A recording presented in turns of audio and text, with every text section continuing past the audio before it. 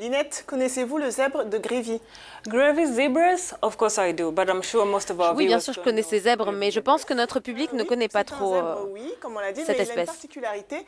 Laquelle? Eh bien, vous allez le découvrir dans le sujet qui va suivre. On sera au Kenya, où a lieu un recensement de ce fameux zèbre en voie de disparition. Dans ce parc situé dans le centre du Kenya et qui s'étend sur près de 20 000 hectares, les zèbres sont minutieusement recensés. Mais pas n'importe lesquels, uniquement les zèbres de Grévy. Également connu sous le nom de zèbre impérial, il s'agit du plus grand, mais également du plus menacé des 3 espèces de zèbres qui existent.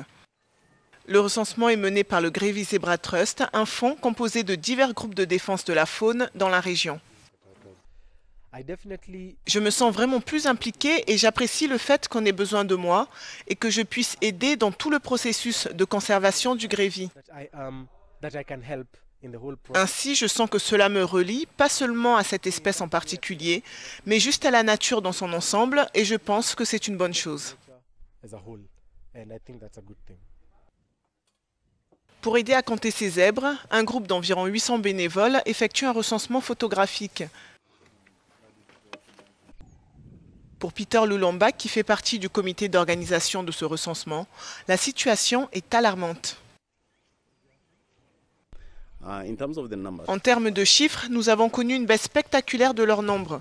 Dans les années 70 et 80, ils étaient environ 15 000 dans la nature, mais actuellement, il y en a environ 2 500.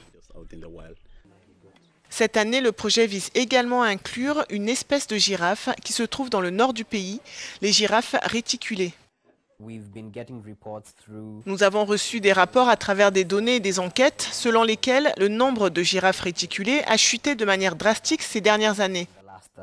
Nous avons pensé que les mêmes principes s'appliqueront aux photos de zèbres de Grévy et aux girafes réticulées car ce sont 2 espèces originaires du nord du Kenya. Et il semble donc prudent de les impliquer dans ce comptage et d'avoir un aperçu des chiffres pour au moins avoir une base de référence et savoir si les chiffres drastiquement bas que nous avons identifiés sont réellement vrais. Les zèbres de Grévy arborent des rayures plus larges ainsi que des oreilles plus grandes que les autres zèbres.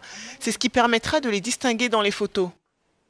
L'identification, elle, sera faite à l'aide d'un logiciel spécial, l'IBEIS. Il s'agit d'un système écologique basé sur l'image.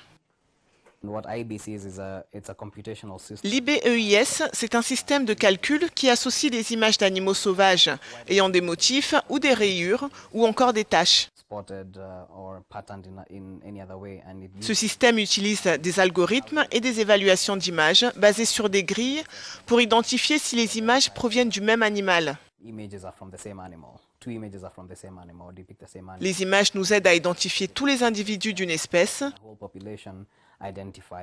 et à leur donner des identifiants individuels uniques, ce qui nous permet de savoir si leur nombre a augmenté ou diminué.